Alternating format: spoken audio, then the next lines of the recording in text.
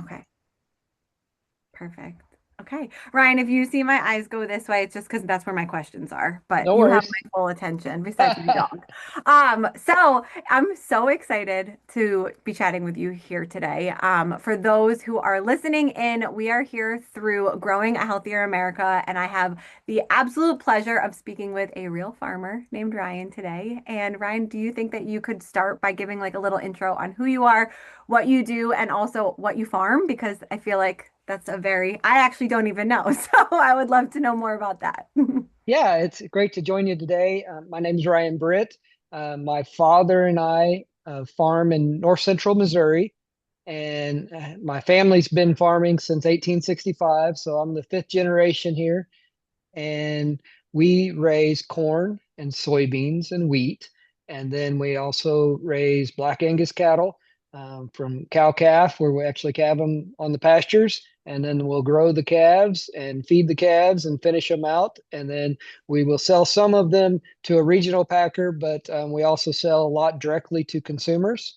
So we'll sell them to neighbors and friends and family, and my daughter's even picked up a little bit. Most of what we sell goes to freezer beefs, where people will buy like a quarter or half or a whole and just put it in their freezer. My daughter started selling boxes or bundles, so we have some steaks and roasts and hamburgers. That's a fun project for her in FFA, Oh my God, and how old it's is she?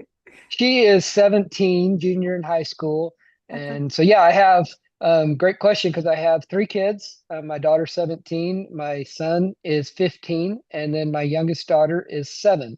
oh, you have And so a bit of my me. my wife and I we really enjoy raising the family on the farm, and we get an opportunity to do a little bit of work with conservation districts and regenerative practices, and we have a real focus on sustainability and trying to make sure that the next generations have a chance to do things better than what we're doing. And so, yeah, just great to join you and have a conversation.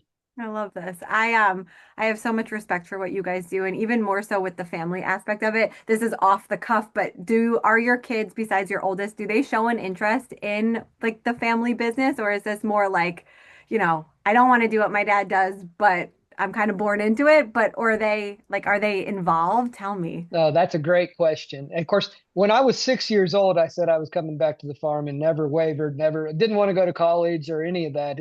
My parents did encourage that. That's a whole nother conversation. But for my kids, we've tried to do the same thing. I want them to know they have the opportunity, but there is certainly no expectations.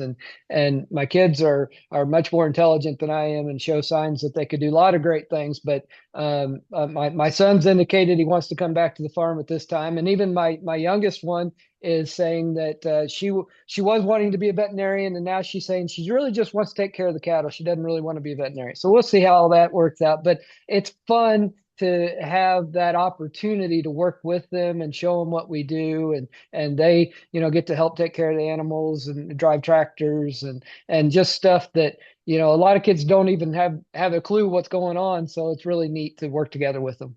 It's incredible. I mean, I have two tractor loving boys. I would love to come visit you one day. Well, that could be another Well, conversation. that's an open invitation. Be glad to have you. Love to show everybody what we're doing. There's fun days on the farm, and then there's days that are not as fun, and that's all part of it. And so, nothing to hide. We're trying to do things right, and we're trying to make sure that people understand what we're doing. Because it is a challenge. There, most families do not have a touch to the farm. We're many generations removed from when people had an idea how food was grown. And so we try to open that up as much as we can.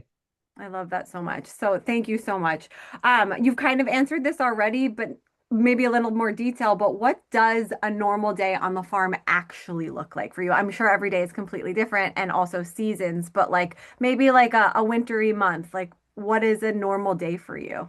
You bet. So I'm blessed to have my dad be a major part of the operation still. And so he and I work together on setting the priorities for the day. We have several employees. We're kind of a medium-sized operation. And so it takes several guys to get all the work done.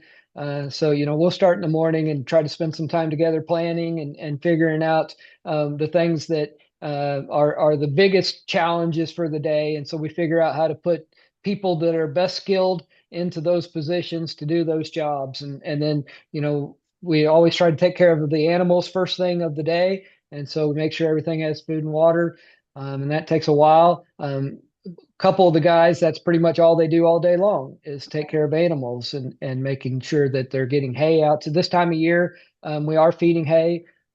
We have what's called a rotational grazing system, an adaptive management grazing system. And so we will move the cattle to try to keep them on grass anytime grass is growing, and we'll kind of stockpile some grass to where a lot of times we don't feed a lot of hay in the winter until later in the winter. But this year we had a drought, a real dry fall, and Mm. so we didn't have as much grass production. So it takes more hay.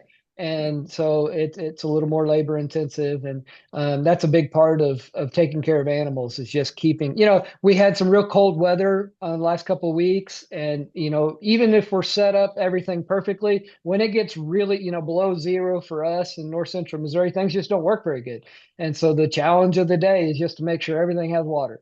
And then people that would normally be taking care of equipment or doing something else, they have to shift over and take care of the animals first. And then outside of that, then we're doing maintenance on equipment, getting ready for the spring. Most of the crops will go into the spring. And so we've got a good employee that's a great mechanic, and we're buying parts and we're servicing tractors and doing just like changing the oil in a car, we have to do the same thing with equipment, and we have to keep making sure that all the things that we tore up last year trying to put a crop in and take it out, that we get all those things repaired. And then I get to spend a little bit of time with different organizations and seeing some things around the country, working with conservation districts and Farm Bureau and different organizations. And so this time of year, there's a lot of meetings because farmers are not sitting in tractors as much. And so there's a lot of phone calls and a lot of Zoom meetings and a little bit of travel and getting around the country. But that's also one of the things that I love because I get to meet people like you, and I get to meet people just doing the same thing that I'm doing, but from a different part of the country.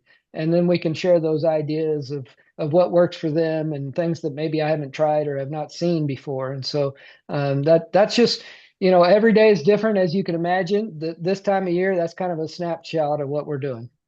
That's amazing. I actually just had the opportunity to visit a sugar farm, which is very different from what you do, but in like central Florida, like South Central Florida. And one of the things that was so interesting that they were sharing is how technology is like changing their specific farming practices or evolving and growing. And, you know, they were not into the AI space yet, but I asked if that was kind of like in their future, if AI was not going to take over anything that they do, but maybe, support some of their practices. Is that the same at your level? Do you see technology being helpful, hindering? This is again off the cuff. Sorry, Jamie. Oh, that's great. No, this is the But it's perfect so question because interesting. that's what those are the things that I'm interested in. And my father, fortunately, has always kind of been a technology junkie too. And so Great. he was really quick adapting some of the new technologies of the day back in the early 90s. And so we have data from some of the fields that we've been harvesting since early 90s. And so by using that technology and being able to collect all that information, we can manage things more intensely. We can be better stewards of what we're putting on the ground and making sure that we're adjusting and repairing the things that we can and not over applying or wasting anything. And as the technology has advanced, it's actually allowed us to be more regenerative in Mhm. that we're able to use that to help us not be as reliant on some of the traditional methods that we would just put blanket rates of stuff out there, or with AI, we're even seeing it in the livestock world. It's helping us look at animals with cameras and be able to catch when they may not be feeling well earlier. Now, we haven't adopted some of that yet. I'm still learning about it, and it's exciting to see the way, the future of what we might be seeing. We're seeing it with management in the row crop fields, and possibly using robots to help manage some of the weed situations instead of having to use as much chemicals. And so that's a great thing, and look forward to seeing where we go in the not so distant future. I I love that so much because I feel like AI and technology is like a nuisance in some fields, but I feel like with what you're just describing, like it can really enhance and like help with some of like the quickness of what you guys do. And what you do is 24/7, which is not the same as every other field, which is incredible. So thank you so much. Okay, so now we're gonna get into like where social media might make your life hard.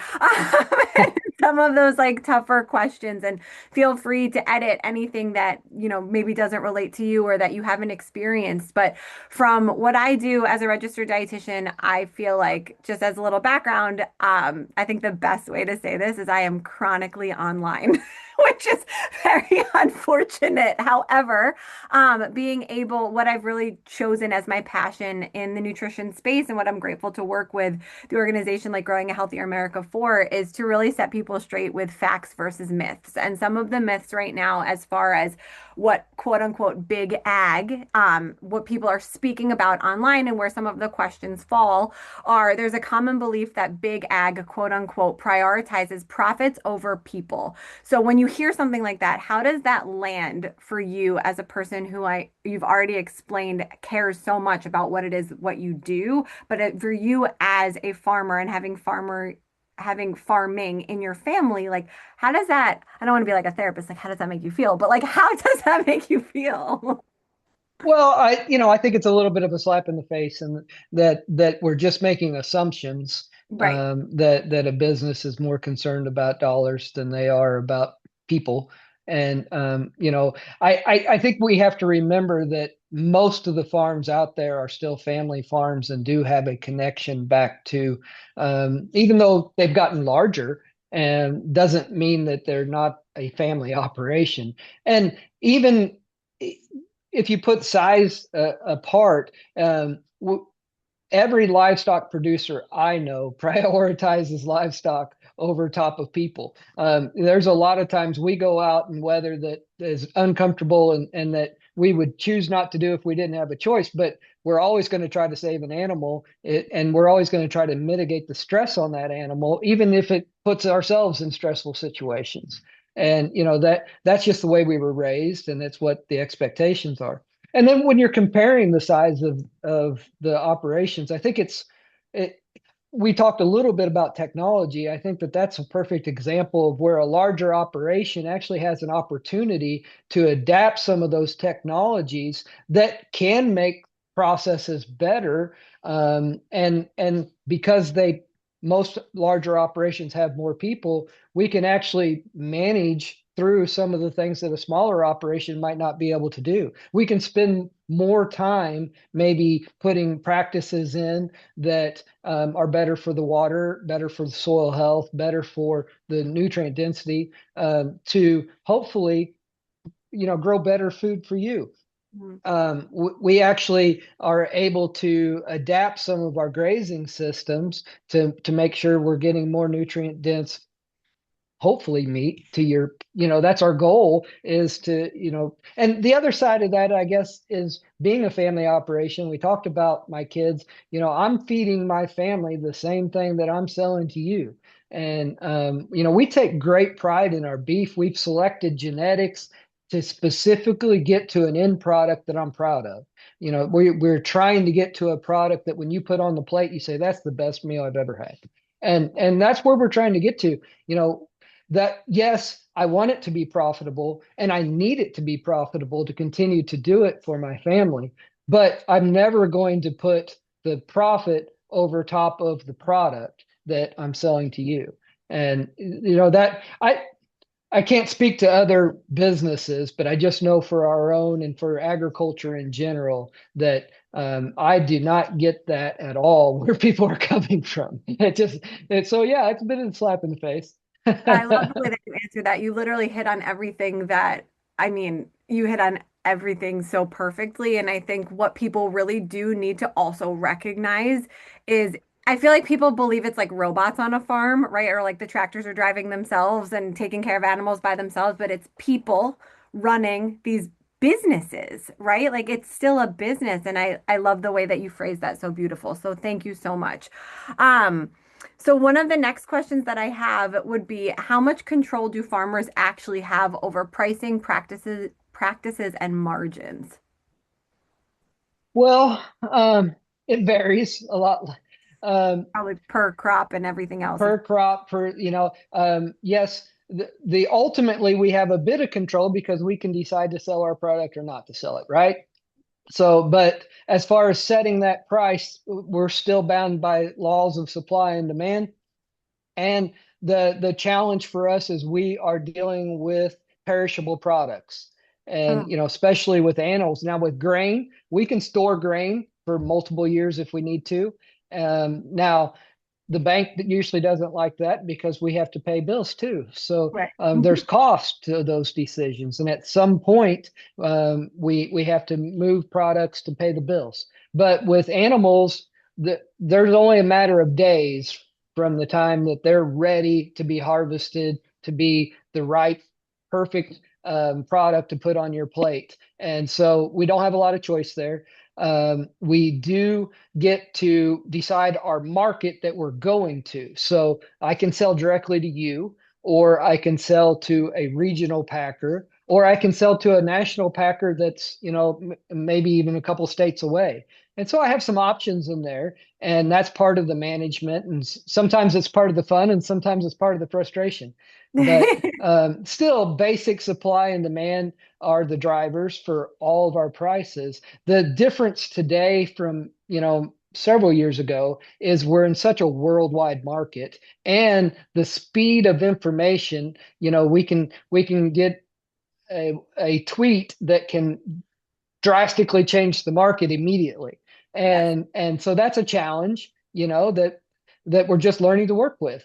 And Yeah. sometimes it's good and sometimes it's bad, but we have to continue to control the things that we can control. There's some tools that are in place to help mitigate some of that, but they have cost also. So we have to manage our way through those things. Yeah. Thank you so much. And again, I don't want you to, I'm just answering, or I'm just reading the questions because I know Sure. the answer to this question. And I hate that I even have to ask this, but I really do believe people need to hear this from your mouth. What would happen to your farm if you ignored safety, quality, or animal slash soil health just to cut costs? Sure. Well, I appreciate the question because somebody that has not spent time getting to know how farming's done today wouldn't know the answer. But ultimately, I need my farm to be healthy and I need my animals to be healthy for them to have a value. For the farm to produce grain, the soil needs to be healthy. And so if I do things that hurt the soil, I'm going to raise less. So that's less profitable to me, so that's less money that I have to feed my family with to pay the bills and put shoes on or buy the softball bat or whatever it is. So Sports are so expensive. yes, yes. And so and livestock are the exact same way. The a an animal that is not healthy will not have as good a value both in dollars, but also in flavor and tenderness and all the things that you're looking for when you pay for a high dollar steak. And so it not only do we have the moral obligation, and just because we know it's the right thing to do to take care of our land and our animals, but it's also the economic pusher motivation to say that we have to do what's right to give us the most value to get the best return. Yes, that was perfectly said. So, why do you think in your heart that people are spreading these myths that farmers, for example, or farms in general, the industry, quote unquote, big ag, is hiding things? Uh, I guess my assumption would be lack of information or just not having experience. And so I hope that's where you're coming from, and I hope Yeah. that's where we're headed. Is that it's just we are so far removed from the farm today, and there's a lot of mistrust with big corporations. There's a lot of mistrust with government, and so we've lost that relationship with the consumer. And so the only way I know to overcome that is to do what you're doing and to build those relationships and invite those opportunities to bring that back. But I certainly don't have the same mistrust for agriculture, but I have questions about, other industries, the things everybody else does. That's very well said. I feel like one of the things that, from these 20 minutes that we've spent together, in addition to the opportunities, and I know not everybody has these opportunities, but I have been fortunate enough to not only see specific farms, but also interact with other farmers. And every time I leave one of these situations, and this one included, I just have such a profound respect, not only for the industry that you're in, but also the passion. Like, I think I wrote it at 1865. Like, this is in your blood. Like, this is in your blood, and it is something that, is in your bones, and it's something you care so deeply about. And what I will never forget so far from this conversation is just exactly what you said. Like, I feed my family the food that I grow, so why would I want to compromise that? Not from like even the business perspective, but from the personal perspective and the passion that you have for your family business, and your animals is very much speaking through in this conversation to me. And I'm very hopeful that it will to the masses that I hope we can reach. So, from that perspective, if a farm, not necessarily your farm, but if a farm in general does not meet safety or quality standards, what happens?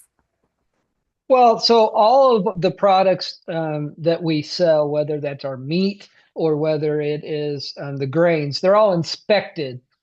They're generally inspected at the processor before further processing. And so, number one, if they're not meeting those qualities, they're not going to have the value. So we're not going to get paid. So it doesn't make sense to purposefully or even unintentionally let that happen. Mhm. And so, as far as outside of that, we're subject to the same issues as far as safety and trying to take care of our employees as everybody else is. And so, when we're dealing with livestock, there's some exceptions, and we have some a little bit of room, but it's also when we have to be the most careful too. But the neat thing is as technologies have changed, we have better equipment, we have better resources to be able to protect not only our people but our neighbors and the consumers that are around us. And so it number one, it just doesn't make sense to let that happen. And then number two, as you said, we take a lot of pride in the fact that I'm not just doing this because my dad did it, and I'm not just doing it because my grandpa did it. I'm doing it because the two generations before them did it. And I don't want to mess up what they started. Right. And so I don't, there's some responsibility there. I need to make sure that we're doing the things that will either make it easier for my kids or that my kids will just take for granted that this is the right way to do it. I love that. Thank you. So, in the interest of time, I'm going to put my last two questions together for you. So, I feel like we've hit on so many of the reasons why there's mistrust, and then all of the skepticism and misinformation that's out there. So, what would you tell someone that you haven't maybe already said that would ease their nerves about farming in general, slash, what do you want people to know about farming and farmers? Well, that hasn't been said is a challenge because I've I know. probably talked a I lot already. know. Or if there's like one thing, when I used to do podcasting, it was always like, if there's one thing you want people to take away from this conversation, like what would that be? Sure. So, first off, I think it was just that please ask. If you don't know, don't assume. Um, Please talk to somebody actually in the industry, somebody that is actually doing what you're afraid of. That maybe we ought to find out a little bit of information. Also, I think that it's important that people understand that it's there's a lot of very intentional work to continue to make things better. And that goes back to what my grandpa told me forever ago is that, whatever you're doing, leave it better than you started. And so, that's what we try to do. But also, there's help from neighbors, there's help from federal government. And so, a specific example. So, one of the challenges that we have in agriculture is dealing with weather. And we get too much rain or not enough rain is always what we're dealing with. And so when we get too much rain, then the water runs off and we have erosion. Mm. That takes dirt into the rivers and creeks and eventually ends up in the ocean. So all those things are bad for the fact that number one, it's taking my topsoil and putting it somewhere that it's not going to be beneficial. Number two, it's reducing the ability of the land to produce.